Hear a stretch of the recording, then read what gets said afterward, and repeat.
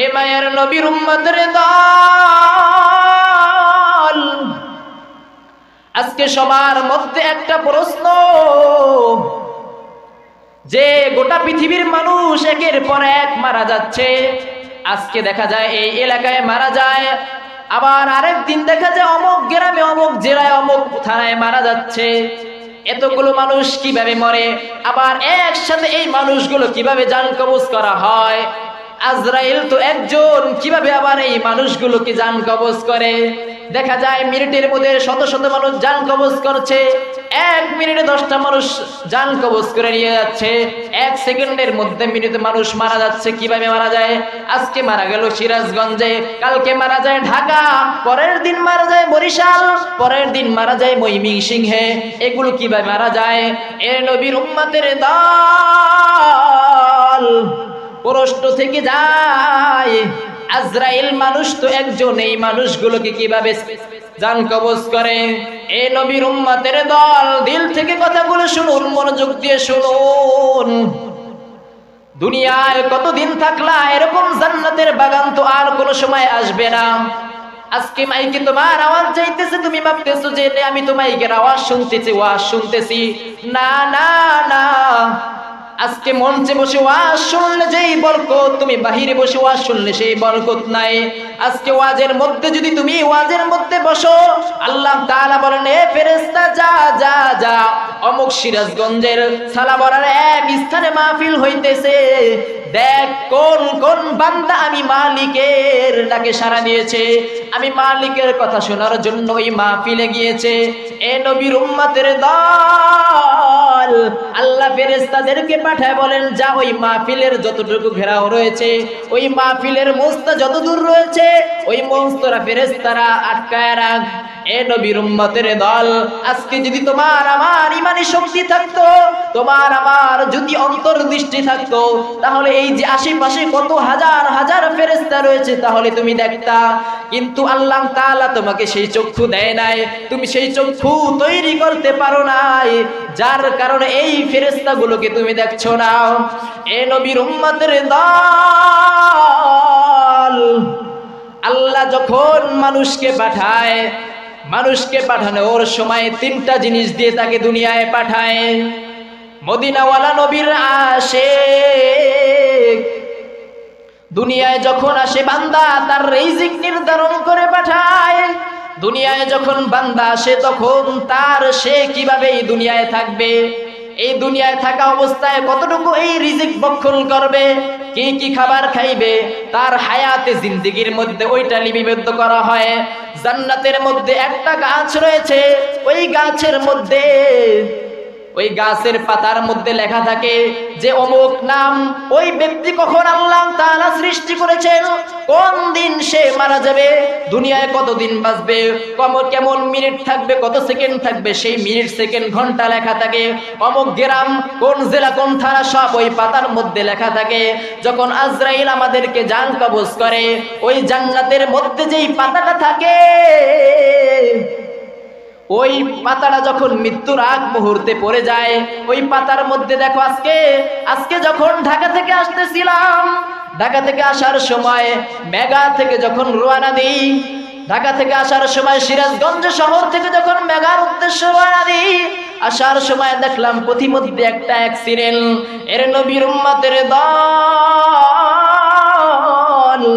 এখনো কি দিলকে বুঝাইতে পারো নাই? এই দিল তোমাকে শয়তান নষ্ট করতে করতে জীবনটা তোলপাল করে ফেললো।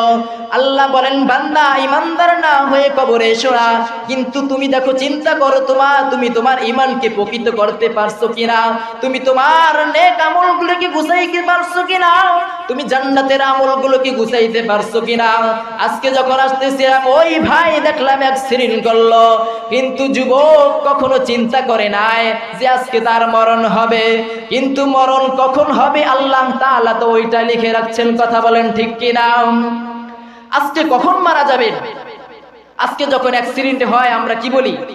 এই কাজটা না করলে মনে হয় মরতো না, সেই গাড়ি দিয়ে যদি না যাইতো তাহলে কি মরতো না? না, তকদির যার তার কখন মারা যাবে সেটা কি লেখা হয়ে গেছে?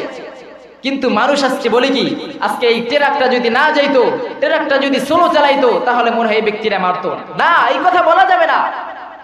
এই কথা বললে কি আল্লাহর সাথে কি কুফরি হয়ে যাবে?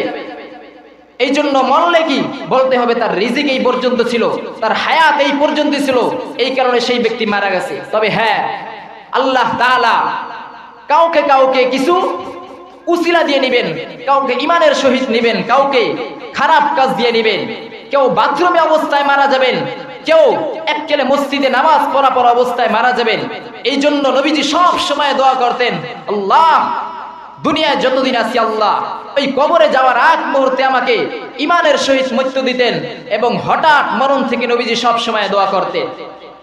তাই ভাই বলতেছিলাম, আজরাইল কিভাবে এই জান কবজগুলো করেন? আল্লাহ যখন দুনিয়ায় পাঠান, ওই জান্নাতের মধ্যে একটা গাছ থাকে, ওই গাছের মধ্যে লক্ষ লক্ষ কোটি কোটি পাতা থাকে। ওই পাতায়ের মধ্যে গোটা পৃথিবীর মানুষের নাম লেখা থাকে, গোটা পৃথিবীর মানুষের রিজিক নির্ধারণ করা থাকে, পৃথিবীর মানুষের মৃত্যুর সময় নির্ধারণ করা থাকে। দেখবেন মানুষ মরার 40 দিন আগ মুহূর্তে মানুষের কেমন যেমন পরিবর্তন হয়, ঠিক কিনা? মরার 40 দিন আগ দেখবেন সে খাবার খাইতে পারে না, সে মানুষের সাথে কিভাবে কথা বলবে সেটাও সে লক্ষ্য করতে পারে না। এ নবীর উম্মতের দল, যখন মানুষের মৃত্যুর 40 দিন সময় আসে যায়, আল্লাহ তাআলা বলেন, এরে বান্দা তোর আর 40 দিন সময় আছে, আর কত গুনাহ করবি, আর কত নাফরমানি করবি, আর কত বেঈমানি করবি, কত মুরতাদগিরি কাজ করবি, কত কুফরি করবি, কত শিরক করবি। তুই তো আর 40 দিন পর মারা যাবে। তাহলে এই 40 দিন যদি কোনো বান্দা জানতো, নবীজি বলেন কোন বান্দা যদি কোনো মৃত্যুর খবর জানতো, ওই বান্দা বাগানে গিয়ে কোনো জঙ্গলে গিয়ে নিজের ফাঁসি দিয়ে মারা যাইত। এ নবীর উম্মতের দল, মৃত ব্যক্তির যখন 40 দিন সময় পর মৃত্যু হবে, আল্লাহ তাআলা ফেরেশতাদের মাধ্যমে পাঠায়। ফেরেশতারা বলতে থাকে, রে গোলাম আর পাপ করিস না, এ পাপিষ্ঠ, ও জেনাখোর, ও বিবিচারখোর, আর জেনা করিস না, আর পাপ কাজ করিস না, আর ফাজিকি কাজ করতি না। আজকে দুনিয়ায় সামান্য 1 লাখ 2 লাখ টাকার মালিক হয়ে ক্ষমতার বাহাদুরি দেখাও, কেন তুমি পাপ করতেছো? ওই কবরে গেলে কি তোমার কি অবস্থা হবে তুমি তা জানার পরও কেন বেঈমানি করতেছো? এর নবীর উম্মতের দল, এভাবে যাইতে যাইতে 40 দিনের পর 30 দিন আছে, আবার ওই ফেরেশতা এসে বলে, পাপিষ্ঠ কেন পাপ করতেছো? 30 দিন পর তোর মরণ হবে। দেখবেন 30 দিন আগ মুহূর্তে ওই মৃত ব্যক্তির অবস্থাগুলো কেমন যেমন পরিবর্তন হয়। যদি দেখেন কোন ব্যক্তি হঠাৎ কথাগুলো পরিবর্তন করে, ভাববেন সে মৃত্যুর সম্মুখীন হয়ে গেছে। এর গোটা পৃথিবীর মানুষ আজকে আমার সামনে, আমার আপনার সামনে, সন্তানের সামনে বাবা লাশ হয়ে যায়, বাবার সামনে সন্তান লাশ হয়ে যায়। কিন্তু যদি সিরিয়ালের দিকে তাকাই, বাবার আগে মরা উচিত, পরে সন্তান। কিন্তু দেখেন মা আগে মারা যায়, সন্তান পরে মরে। আবার মায়ের সামনে ছোট্ট ছোট্ট সন্তানগুলো মারা যায়। গত কিছুদিন আগে আমরা একটি ঘটনা লক্ষ্য করেছি, ছোট্ট একটি বাচ্চা পাইপের মধ্যে ঢুকে যায়। এর গোটা পৃথিবীর মানুষ যার সন্তান যায়, শুধু ওই মা বাবা বোঝে তার মা সন্তানের কেমন ব্যথা। ছোট্ট সন্তান ওই পাইপের মধ্যে যখন পড়ে যায়, হাজার হাজার মানুষ সেই সন্তানকে পাওয়ার জন্য ফায়ার সার্ভিসের লোক চলে আসে, তারা গর্ত করতে থাকে। দিন দিন চলে যায়, রাত হয়ে যায়, গর্ত করতে থাকে, কিন্তু সন্তান পায় না। অবশেষে অনেক গর্ত করার পর ওই সন্তানকে খুঁজে পায়। সন্তানকে খুঁজে পাওয়ার পর ওই সন্তান আর দুনিয়ায় বেঁচে নাই। এর নবীর উম্মতের দল, আজকে লক্ষ্য করো, তোমার আমার সন্তানটা যদি এভাবে দুনিয়ায় তোমার সামনে চলে যায়, আজকে তোমার সন্তানটা যদি এভাবে চলে যায়, তোমার কেমন ব্যথা লাগবে। কিন্তু দুনিয়া আসছো, মরণের প্রস্তুতি নিতে পারো নাই, জিহাদের তামান্না ইমানের ভিতরে ঢুকাইতে পারো নাই, জিহাদের জজবা কলবের মধ্যে ঢুকাইতে পারো নাই। কিন্তু আল্লাহ কি তোমাকে পাঠাইছেন ক্ষমতা করার জন্য? সামনে নির্বাচন আসতেছে, নির্বাচনের ক্ষমতা দেখার জন্য না, না না, নেতার পিছু পিছে শুধু স্লোগান দেওয়ার জন্য না, স্লোগান যদি দিতে হয় একমাত্র আমার মালিকের স্লোগান চলবে, কোন নেতার স্লোগান চলবে না। নেতা যদি থাকে তিনি হলেন আমার নবী, আপনার নবী হযরত মুহাম্মদ সাল্লাল্লাহু আলাইহি ওয়াসাল্লাম। এই নবীর উম্মতের দল, ঈমানের প্রস্তুতি শুধু নামাজ নয়, ঈমানের প্রস্তুতি শুধু আল্লাহর ইবাদত করা নয়, ঈমানের প্রস্তুতি শুধু নবীর প্রতি ভালোবাসা নয়, বরঞ্চ নিজের যে দুনিয়ার মধ্যে সন্তান আল্লাহ তাআলা তোমাকে দিয়েছেন, এই সন্তানকে দুনিয়ায় ভালো কাজ দেখাও। নিজে ভালো কাজ করতে না পারো, নিজে আলেম না হইতে পারো, অন্তত আলেমের ভাই হও, আর না হইতে পারলে অন্তত আলেমের বাবা হও, বাবা না হইতে পারলে অন্তত আলেমের একজন আত্মীয় স্বজন হও। এ নবীর উম্মতের দল, আজকে যদি ইসলামী সমাজ থাকতো, ইসলামী সমাজ যদি থাকতো, আজকে কোনো গুনাহের বাজনা সমাজে চলতো না। আজকে যদি এখানে মাহফিল না হয়ে যদি তোমার আমার সামনে যদি মমতাজকে আনা হতো, মমতাজ যদি এখানে এসে যদি গান বাজনা করতো, দেখতে হাজার হাজার লক্ষ লক্ষ মানুষ এখানে উপস্থিত হয়ে যেত। কথা বলেন ঠিক কিনা? কবি বলেন, লড়াইয়ের ওই ময়দানেতে জিতে তোমাকে হবে, প্রয়োজনে সব রক্তটুকু জমিনে ঢেলে দিবে। লড়াইয়ের ওই ময়দানেতে জিতে তোমাকে হবে, প্রয়োজনে সব রক্তটুকু জমিনে ঢেলে দিবে। তবুও তোমায় লড়তেই হবে, মানিবে না পরাজয়, তবুও তোমায় লড়তেই হবে, মানিবে না পরাজয়। বিপ্লব মানে জীবন দেয়া, বসে থাকা নয়, সে কোনো দিন আসবে না রে, করব না রে ভয়। লড়াইয়ের ওই ময়দানেতে জিতে তোমাকে হবে, প্রয়োজনে সব রক্তটুকু জমিনেই ঢেলে দিবে। ঠিক কিনা? লড়াইয়ের ওই ময়দানেতে জিতে তোমাকে হবে, প্রয়োজনে সব রক্তটুকু জমিনেই ঢেলে দিবে।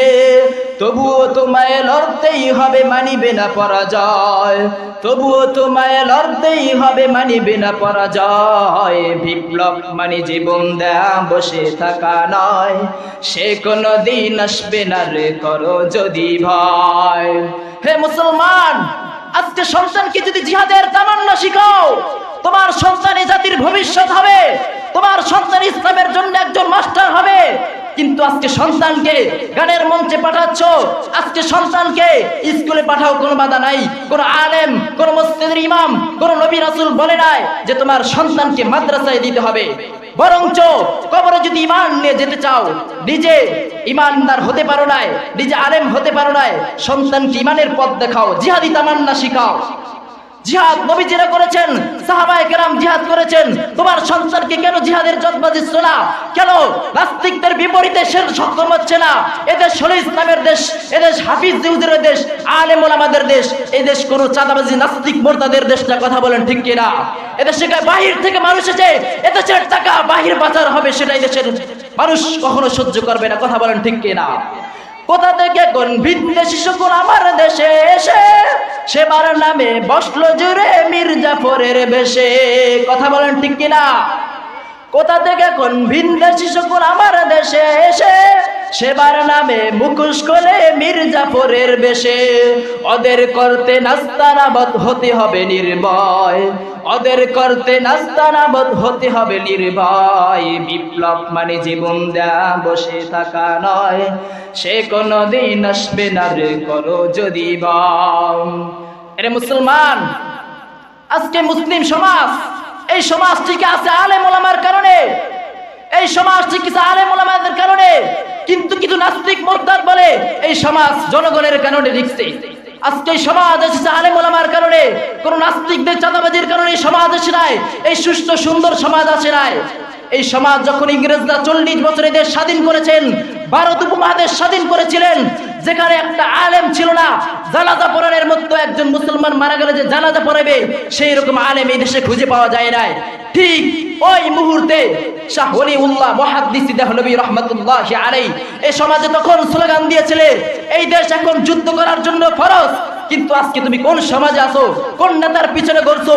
এই নেতা তো তোমার এই সমাজে তখন ছিল না। এই নেতা তো আজকে তোমার পিছনে তোমাকে টাকার বিনিময়ে তোমাকে কিনে নিচ্ছে। তখন এই নেতা সমাজে কোন চেয়ারম্যান মেম্বারে বসবে, তোমার কোনো খবর নিবে না। কিন্তু এই নেতা যখন একজন আল্লাহওয়ালা, যখন এই নেতা একজন আল্লাহর ইমানি ভয় থাকবে, তখন এই নেতার পিছনে ঘুরলে তোমার জান্নাতটাও তোমার সহজ হয়ে যাবে। মুসলমান আজকে মোল্লাদের বিরুদ্ধে লাগছে, আলেম ওলামাদের বিরুদ্ধে লাগছে। এই আলেম ওলামাদের কেন বিপদে লাগো? এই আলেম না থাকলে এই দুনিয়া থাকবে না, আলেম না থাকলে দুনিয়া থাকবে না।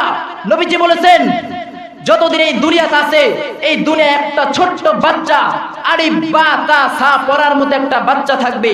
ওই বাচ্চা যতদিন থাকবে ততদিন এই দুনিয়া থাকবে। কথা বলেন ঠিক কিনা? এই জন্য গজলে বলবে, এই মোল্লারে ছাড়া তোকে দাফন দিবে না, এই মোল্লারে ছাড়া তোকে কবর দিবে না। কথা বলেন ঠিক কিনা?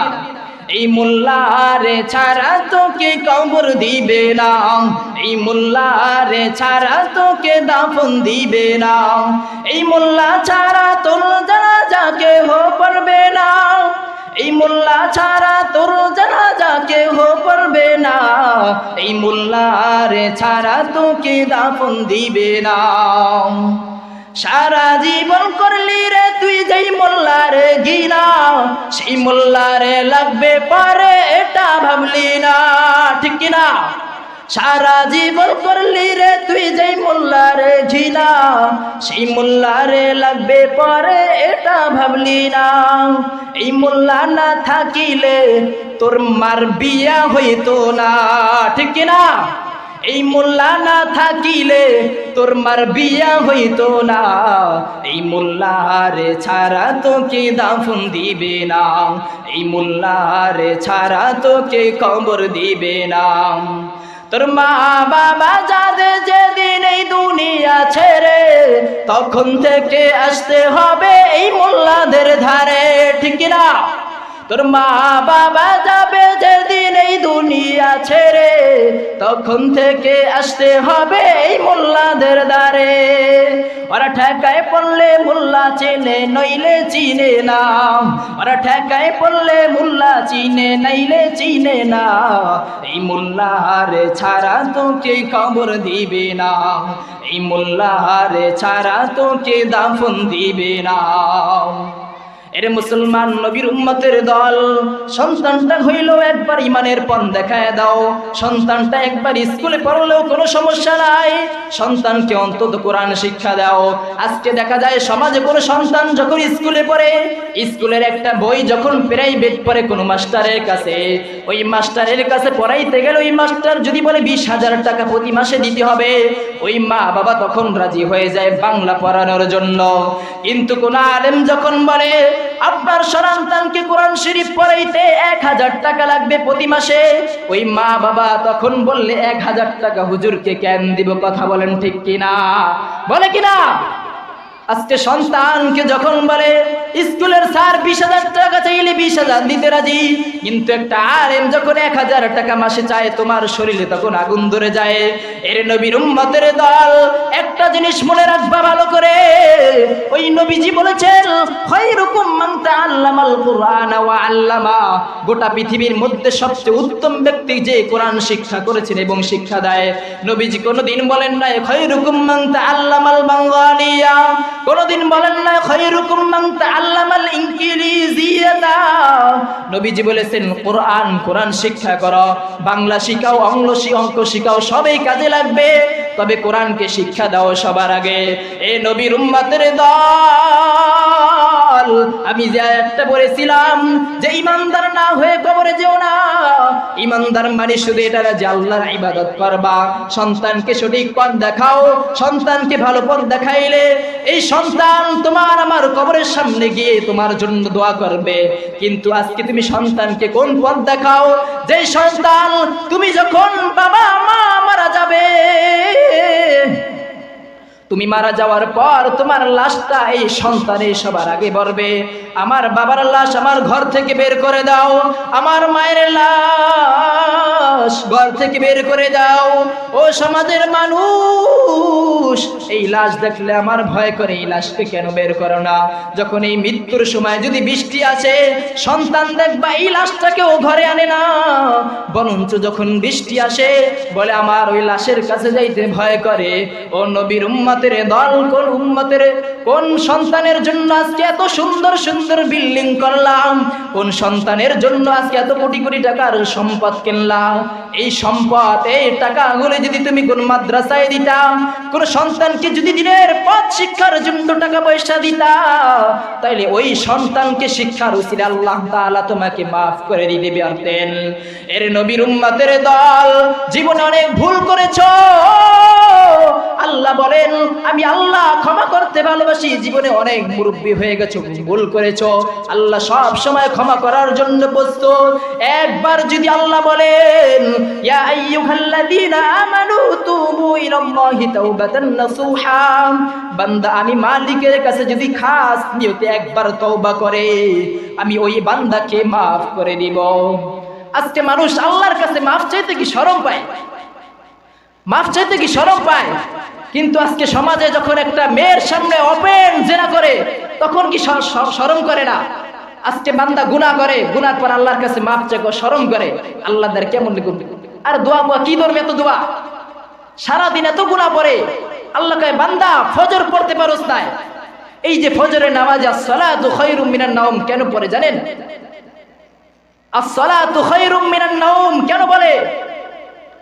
জোহরের নামাজে তো বলে নাই as-সালাতু খায়রুম মিনান নাওম, আসরের নামাজে তো কেন বলে নাই as-সালাতু খায়রুম মিনান নাওম, মাগরিবের নামাজেও বলে না, ইশারের নামাজেও বলে না as-সালাতু খায়রুম মিনান নাওম, ফজরের নামাজে কেন বলেছেন as-সালাতু খায়রুম মিনান নাওম?